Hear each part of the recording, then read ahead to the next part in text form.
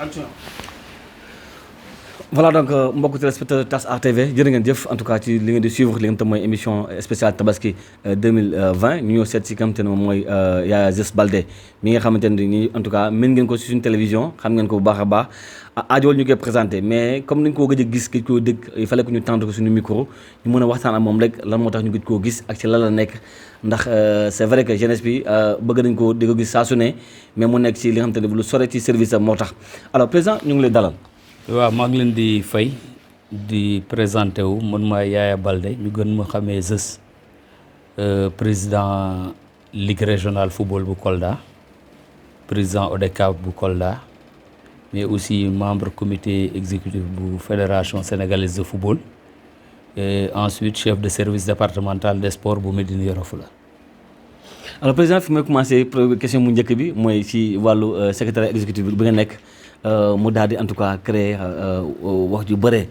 président Yaya Just en tout cas ndombal tànk yi bëre na tout ça gars yi di wax di laqatu ñi di wax di génn alors lan mooy expliquer tout ce polémique là autour de ça. bon je ne sais pas yan ndombal tànk moo bëri mais li ma bëggoon wax rek man président ODCAV laa tàmbale bon ensuite ma milité woon ci football d'élite bi. mooy AS Kolda. nekk fa pendant plusieurs années secrétaire général bu ligue bi. mais aussi président vice-président bu AS Kolda. maintenant bëgguma woon limité wu ci affaire u nawetaan. donc bi ma demee tamit accompagner président Sami Denif pendant 8 ans ma nekk secrétaire général am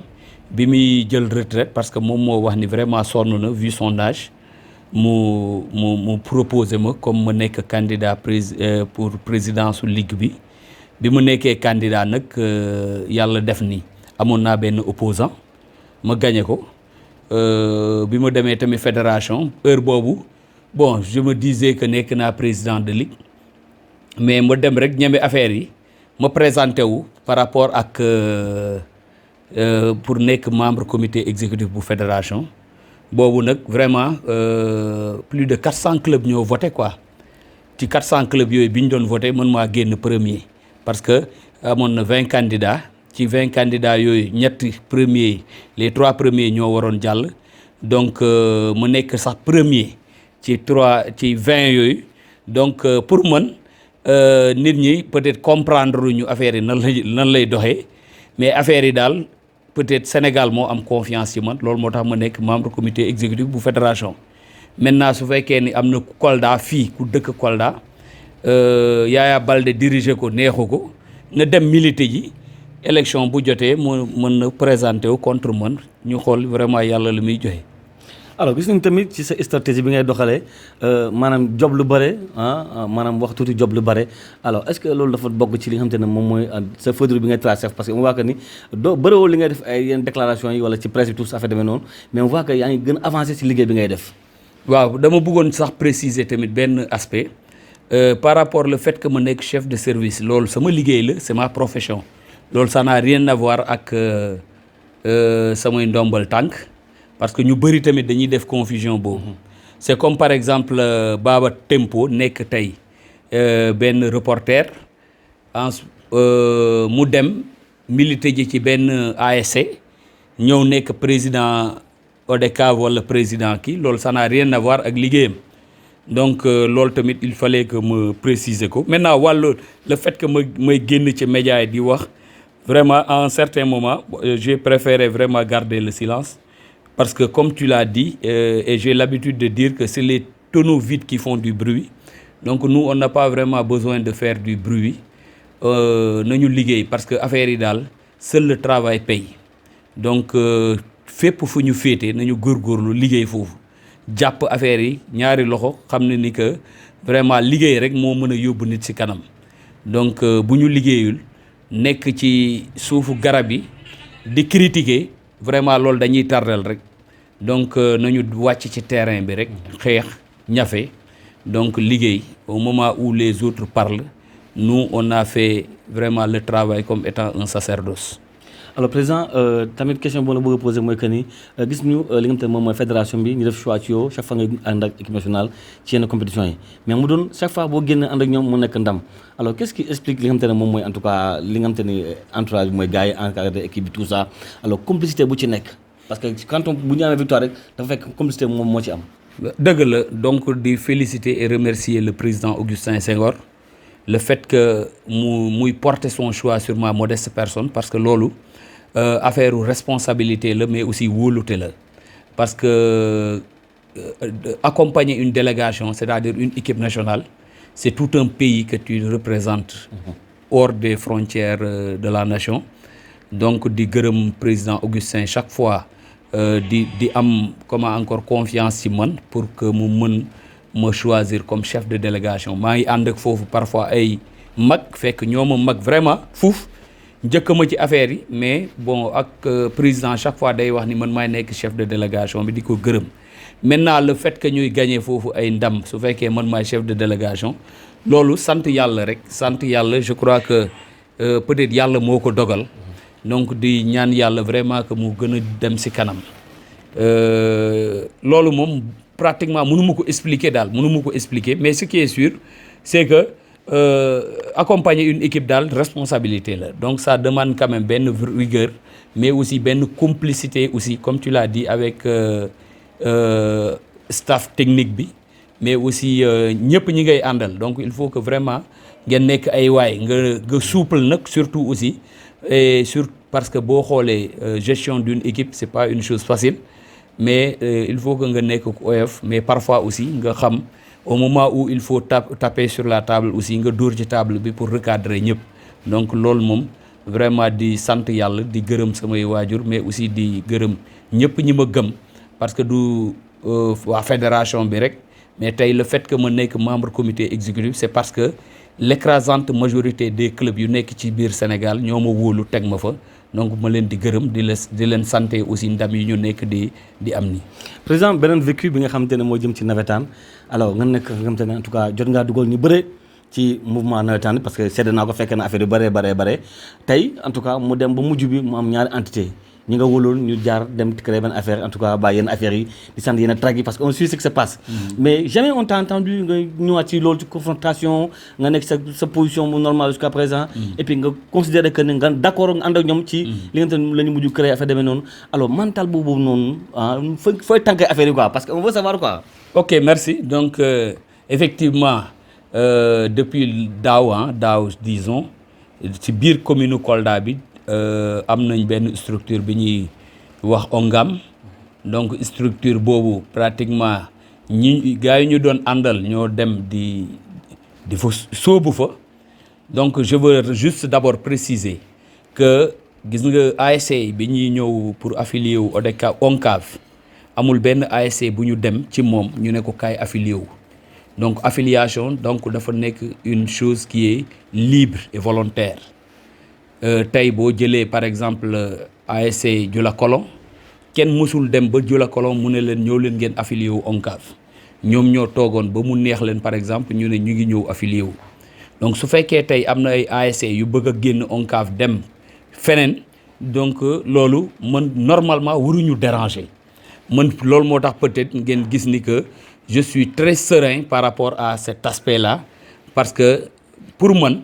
vaut mieux nga ànd ak ñaari nit yu wóor que nga ànd ak téeméeri nit fekk ñu ci gën a bëri vraiment ay kàmb lañ lay gasal dañ lay piéger donc maintenant aussi bi ñu doon ànd vraiment groupe bi bëri woon na trop macha allah tey nag yàlla def na ni am na ñu dem te gis nga mouvement associatif noonu la mel c'est comme période garab rek da ngay gis garab à un certain moment dina meññ fleurir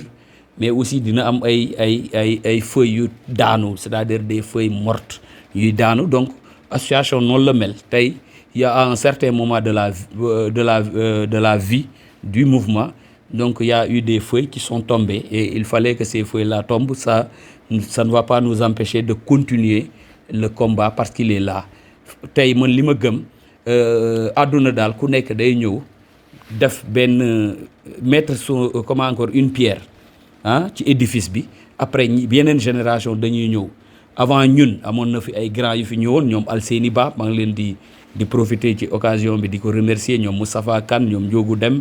ñoom Sidiki Mballo ñoom comment encore Boubacar Diallo nekkoon nañ fi avant ñoom Feu Mafou Soumaré ñoom ñoo fi newoon donc ku nekk jéem na ñun tamit suñu génération tey am na lu ñu jéem certainement am na yeneen génération yu ñëw ci ginnaaw ñoom tamit dina ñëw jéem a def dara ce qui est sûr c'est qu'on ne peut pas construire Kolda en une journée donc chaque génération viendra pour poser sa pierre ci construction édifice bi encore yeneen génération ñëw. président ñu nekk ci moment moom tamit moment pandémie la nga nekk mel ni Yoro Fula nekk zone ba mu te ne frontalière ak beneen pays ñu gis tamit yaa ngi doon def action yi nga xam te ni ci ndimbal la mais mu doon action yoo xam te ne dafa soft parce que t'as pas payé la presse yaa ngi ko def si suuf fa demee noonu alors noo dundee li nga xam te ne mooy pandémie bi plus mu fekk si li nga xam te ne moom mooy tabaski bi quand on parle tabaski on parle en tout cas d'action sociale dimbale tout ça nit ñi fa demee noonu alors comment ça s'est passé autour de toi? waaw par rapport à la pandémie donc ñun en tant que d'abord service joxe nañ suñu contribution boobu mooy effectivement ñu ngi liggéey au niveau de Médina Yoro Fula boo jëlee sax commune bi est à 7 kilomètres de la frontière de la Gambie et 15 kilomètres ci scène nationale bi donc la première d'abord des choses qu'on devait régler c'est de mettre en place comment encore comment encore les lave-mains donc dañu waxoon ni il faut ñu mettre en place ay lave-mains tout au long de la frontière surtout village yu nekk ci frontière bi yëpp donc ma woo waa mouvement associatif bi nekk Médina Yoro Fula ñu nangu vraiment ñu def liggéey boobu donc on avait et puis c'est des lave-mains traditionnels on n'avait pas besoin beaucoup de moyens pour le faire ay bidon 20 litres lañ doon utiliser jënd savon wala je ne sais pas ay ficelle pour que ñu teg ko fa donc ñu gis ni vraiment c'était une chose quand même qui a beaucoup payé mais aussi dañu contribuer ci jàppale c'est-à-dire accompagner les forces de sécurité parce que frontières yi dañ leen a tëjoon donc ba léegi dañu tëj frontières yi ñu bëri am na lu ñu doon ñëw def ci Médina Yoro Fula donc il fallait que xale yi tamit ñu mën a jàppale les forces de sécurité en dénonçant mooy am na ñenn ñi peut-être dañuy ñëw dugg biir Sénégal en catimini maintenant wàllum social bi moi je pense que effectivement tey secteur yëpp la ñu impacté donc feebar bi secteur yëpp la impacté te boo seetloo sport bi tamit vraiment am na ñenn ñi ci sport bi la ñuy dundee seeni njaboot tey boo xoolee les clubs professionnels y a beaucoup de gens quand même ñu nekk di liggéey foofu ay joueurs donc bu ñu demoon ba arrêter salaire yi donc affaire bu métti lay doon nekk ci ñoom boo demee ci club amateur yi tamit tant que ñu ngi football donc am na ay affaires yu ñu doon mën a bénéficier di yóbbu seen kër yi donc ñun inchallah on s'était organisé de telle sorte que vraiment jot nañ désintéressé ñëpp ñu nekkoon ci footballu amateur bi waa ligue professionnelle tamit ñu ngi góorgóorlu pour que ñu mën a accompagner les clubs professionnels c'est-à-dire même su fekkee dañuy wàññi salaire yi mais ñu bañ a quand même bañ a toog ni ñu ne duñu fay quoi donc yooyu yëpp tamit ñu ngi ci doon liggéey pour que vraiment ñu mën a jàppale nit ñi maintenant si suñu wàllum bopp tamit bon xam nga rek boo nekkee njiit quelque part dafa am nit yu lay accompagner donc du ñàkk tamit nga leen di parfois nga leen di gestu pour que nga mën leen jàppale tuuti ci mbas bi parce que vraiment gis nañ ni vraiment am na ñu ci sonn parce que dañu amoon seen xëy toog nañ ay weer mënuñu liggéey donc il fallait vraiment que ñu mën leen accompagner te moi je pense que le mouvement associatif moom dafa yàgg dëkk ci loolu parce que ñun lu ñu gëm c'est que balaa nit ki bu nekkee ci biir mu am soxlaam balaa muy dem génn mu dem di weejewu feneen donc su fekkee ni am nañ li nekk fii vraiment nañ ko sutural mën ko accompagner defal ko benn action sociale donc mouvement associatif moom dafa yàgg ci ay action sociale. Alors dernière question ma la poser mooy par rapport au choix bi ñu def ci équipe boole représentant du Sénégal ci li nga xamante ne mooy championnat bi gis naa benn sortie bi nga xamante ne en tout cas def na polémique autour de ça aussi tamit président. Voilà. Effectivement mooy suñu dernière réunion comité exécutif. D'abord il fallait que ñu xool est-ce que championnat bi day continuer wala déet est-ce que dañuy arrêter wala déet bi ñu demee nag toog mooy dafa am benn président commission médicale bu fédération dañu présenter ce qu'on appelle le protocole sanitaire. Protocole sanitaire boobu nag bi mu ko présenté parce que waa FIFA dañu bind ci protocole boobu waa CAF bind ci protocole boobu mais état Sénégal tamit bind ci protocole boobu bi ñu présenté protocole sanitaire boobu gis nañ ni amul benn fédération ak benn club ci biir Sénégal bu mën a respecter protocole boobu parce que dañu wax ni balaa benn match di am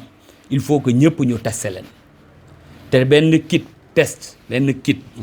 bi 50 000 francs la pour benn nit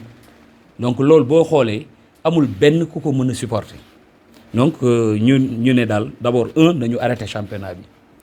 léegi dañ doon xalaat est-ce que dañu war a joxe titre yi wala duñu mën a joxe titre man li ma doon arrangé parce que boo xoolee AS Kolda premier la nekkoon ci poulam Pépinière nekk deuxième ci poulam bi ñu su fekkoon dañu arrêté championnat bi joxe titre yi AS Kolda moom da doon yéeg d'office te AS Kolda man maay président AS Kolda donc xam nga ni sama intérêt mooy me défendre pour que ñu arrêté joxe titre yi donc loolu laa arrêté joxe pour ñu joxe titre bi amul li ma fa waxul indi naa argument yëpp teg mais j'ai été minorisé te c'est ça aussi le centralisme démocratique du mouvement associatif. Il faut que la minorité se plie à la majorité. Mon réconfort moral bi ma ci am c'est que dama défendre samay idées jusqu'au bout avec des arguments mais nag boo xoolee textes yi les textes là bu ñu la ko tegalee da ngay xam ni aussi dañu waroon arrêter championnat bi bañ a joxe benn titre donc loolu vraiment ñi ci bëri ñu ngi wax c'est parce qu'ils ne maîtrisent pas les textes te man nee naa gis nga nit balaa ngay critiquer wala di saaga wala di wax leneen maîtriser d'abord fi ngay dugg wala maîtriser li ngay wax donc keroog peut-être ñi suivre un peu actualité je crois que keroog président Ablaye Sow témoigné na ni que bi ñu demee comité exécutif j'étais le seul bi wax ne d'accordul ma ci décision bi ñu jël le fait et puis pour être franc le fait que je n'étais pas du tout d'accord c'est parce que il y avait des clubs de Kolda qui étaient vraiment bien positionnés te man damay xeex partout pour Kolda loolu moom vraiment ñëpp c'est-à-dire nëbbuwuma ko fenn quoi si un Koldois se présente devant un autre moi d'office je prends le Koldois quoi balaa may xalaataat leneen donc loolu position boobu la maintenant xam nga rek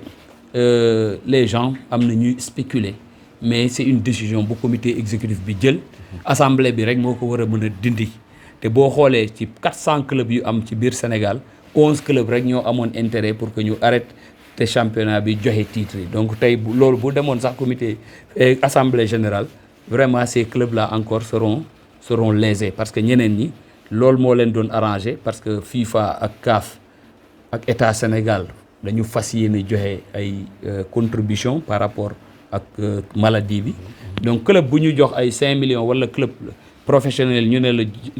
am nga 15 millions nga xaar ba déwén pour mais ñu d'office ils vont signer avec les 2 mai pour ne pas que le championnat continue donc voilà un peu ce qui s'est passé lors de cette réunion là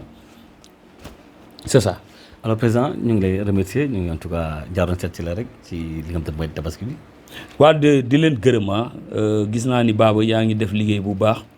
parce que yaa ngi contribuer ci développement wu Kolda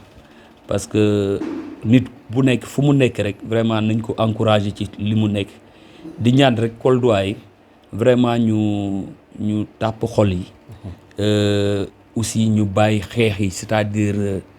xeex suñu biir tey moi je pense que am na benn combat bu Kolda di nekk di mener parce que tey nous avons des responsables qui sont au niveau national ces responsables là war nañ leen mën a dooleel ñu dooleel leen que ça soit les autorités politiques administratives mais aussi les autres autorités peut-être qui sont dans d'autres milieux vraiment dañ leen war a dooleel quoi parce que tey boo seetloo un peu ngay suivre l'actualité da ngay gis ni que doomu Kolda yi ñu nekk au niveau national dafa bëri lu ñu leen di critiquer tey critiques yooyu yëpp c'est des critiques infondées quoi parce que tout simplement dañu bëgg a wàccee doomu Kolda bi ñu mën a yéegal doomu feneen te loolu moi je pense que parfois il faut que ñu bàyyi suñu xeex entre nous ñu mën a dooleel suñuy autorité donc di ñaan yàlla vraiment yàlla jàppale ñu pour que mbas bi mën a jeex ci biir Sénégal di ñaan aussi ñu may yàlla may ñu benn nawet bu baax parce que tey je pense que doomu Kolda moo nekk di jiite loolu mooy li ñuy wax agriculture ci biir Sénégal te bu nekkee ndam rek je crois que moom tamit day am ndam te ndamu Kolda lay doon donc vraiment di ñaan yàlla yàlla jàppale ñu pour que nawet bi baax mu naat vraiment ñëpp mën ci gis seen bopp di gërëm aussi si tu me le permets ñii samay frère lañ ñu jógee ba Sampaate ñenn ñi ñu ngi basé wu Dakar dañu ñëw julli di leen gërëm di leen sant di rafetlu vraiment le fait que ñu ñëw tey seet si ma donc c'est un honneur vraiment pour moi kenn ki mi ngi tudd Yaaya sama turandoo la kenn ki mi ngi tudd Youssouf Balde ñu gën ko xamee Bakary mais aussi Youssouf Diao moom tamit mi ngi toog Dakar di gërëm aussi Amadou Sabali certainement un jour on aura le temps nga def benn reportage ci moom parce que Amadou Sabali aussi pour man mi ngi dëkk Sampaate enseignant la nii mais royukaay la quoi yàgg naa ko wax que xale yi dañu war a roy ci moom parce que tey boo gisee benn enseignant toog ba di mën a jënd ay benn di jënd ay auto personnel yu cher di am yeneen aussi tricycle di employer ay gens te loolu yëpp fan la ko amee ci mbayum tool donc kooku c'est un modèle war nañ ci mën a roy ñu bëri ñu ngi toog Kolda ñu naan liggéey amul et moi je pense que dañoo xaw a naagu rek mais liggéey am na parce que amul un sot métier nit loo jàpp rek su fekkee bëgg nga ko yàlla dina la ci fekk te dina la accompagner di gërëm aussi comment encore Mamadou Diamanka kii moom tamit enseignant la mi ngi département bu Médina Yoro Foulah directeur école la foofu di ko gërëm parce que moom tamit mi ngi def ay jéego yu baax ci côté boobu donc voilà un peu Baba di leen nuyu di nuyu caméraman bi aussi merci. voilà mbokk yi jërë ngeen jëf gis ngeen waxtaan bi fi ñu ko bëggoon samp rek samp nañ ko foofu noonu ak kenn mooy président Yaya Zes Baldé alors comprendre ngeen en tout cas li doon gars yi doon laam-laamee dañu ñëw pour leeral mbir mi rek parce que nee naa que ni en tout cas vous aurez en tout cas l'occasion de en tout cas d'avoir tout en exclusivité sur TAS Art TV merci beaucoup ci beneen rendez-vous ci beneen en tout cas autorité parce que nous sommes ci Tabaski 2020